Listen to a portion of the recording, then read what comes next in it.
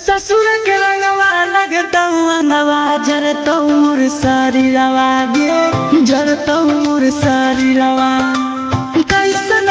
का दिरवा या दिरवा छीन लेलकौ हिरवा गे छीन लेलकौ हिरवा के कर है रंगवाया के कर घरवा जा है बिगड़ा जीना के हालिया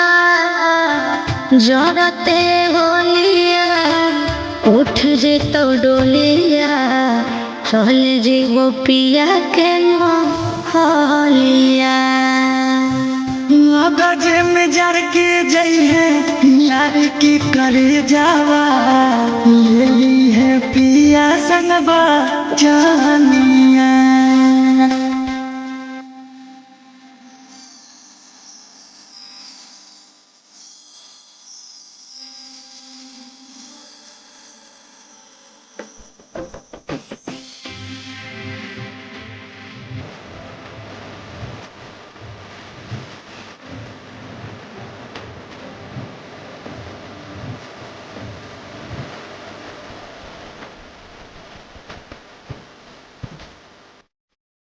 पिया रे रंगा पिया रे सरिया रंगा जी तो तोर गोरिया रे रंगा जी तो तोर गोरिया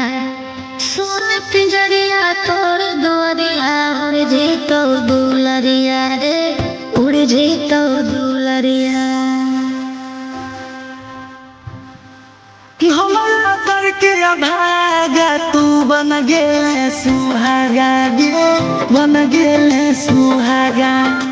होलिये में टूटल परे मामा के धागा गे परे मामा के धागा सौरभ गोरे लाल करे तू सवाल रे छुटलो आपके डालिया जरते होलिया उठ जे तो डोलिया चल जे गोपिया के हालिया गजे में जर के जई है यार की करे जावा